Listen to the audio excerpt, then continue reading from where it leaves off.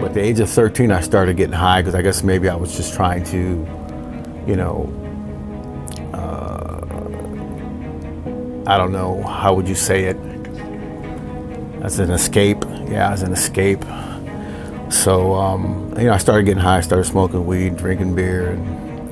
And at that time, me and a couple of friends of mine, Darvin and AJ and Toby, we started up a little gang called the Bad News Gangsters. We thought we were tough, you know, we weren't. Just a couple of guys, you know, in the neighborhood trying to protect the neighborhood, and you know. And the main thing with us was respect in the neighborhood. You know, we did a little mischief and whatnot, like every youngster does, but it was nobody else couldn't come over there to our neighborhood and do what we did.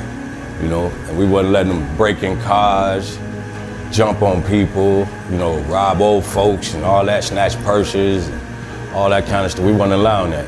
At the age of 14, we were swallowed up by the Harrison Gents because they either told us you come join us or you get a beat down. So we decided to join them, you know. But I think that's when everything started to spiral out of control for me.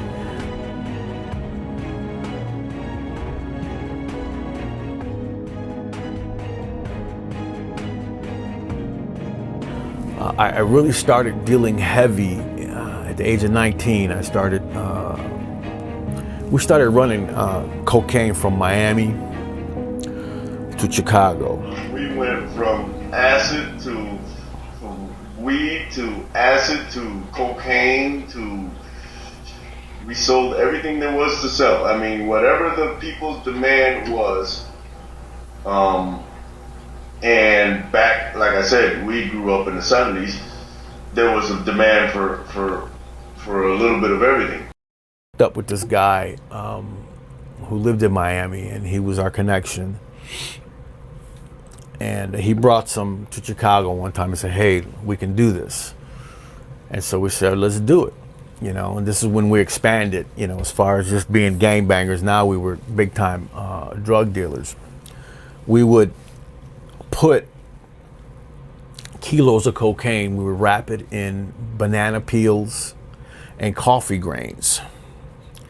And we were bringing, on a monthly basis, probably back in the early 80s, probably about 50 pounds a month of cocaine from Miami, driving it down to Chicago. I mean, we were probably one of the biggest, you know, drug dealers on the north side of Chicago at that time. We're here almost on Ainsley and Kenmore, and this is the building that I grew up in right here. And back here by there used to be a garage back here. I know I told the story about when it was Cinco de Mayo and this Mexican guy put a gun to my head, and you know, because he was drunk. You know, I told him, "Stop shooting your gun. You know, this is, you know, we got all these guns out here." And so he put the gun on my head and said, "I'll kill you."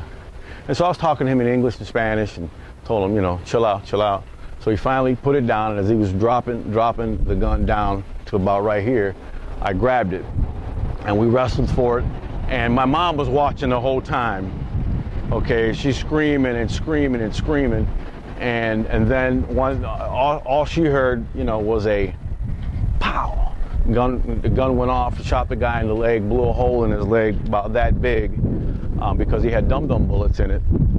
And all my friends were with me here, and they all had the guns, because he had like 4 guys in the garage with him, so they had them all up against the garage, you know, hemmed up, asking me, "What do you want to do? What do you want to do?" I said, no, because they was ready to just blast, you know, the entire garage. But ended up, the guy, when the police got there, the guy told him that somebody just came by in a car and shot him. So, you know, I never went to jail for it, to get charged for it or anything like that. So, and I got to keep the pistol too, by the way. Just kidding. I decided to get out of the game. You know, I said I didn't want to do this no more. You know, I was tired of it, and I was still young. I was 24, 25 years old. My friend that I grew up with, his name is, we called him Curdy Blow. He's the Indian guy. They thought he was me. And so they came to the neighborhood and they saw him and they shot him 6 times in the back. And you know, I think about him all the time, you know, just seeing him there, you know, his life just leaving him, you know. And then when the ambulance came, the thing that really got me mad is when the ambulance came, they stayed there for 45 minutes with him instead of taking him straight to the hospital. It's just another gangbanger getting shot, you know.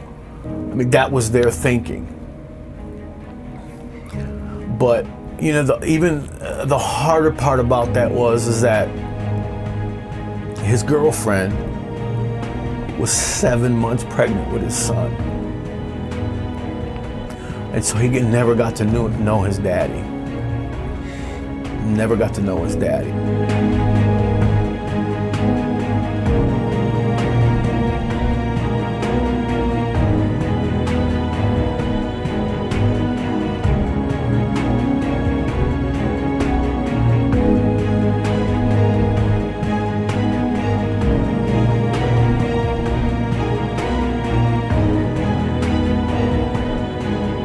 Telling my story about my friends and the life that I lived. I mean, it's reality.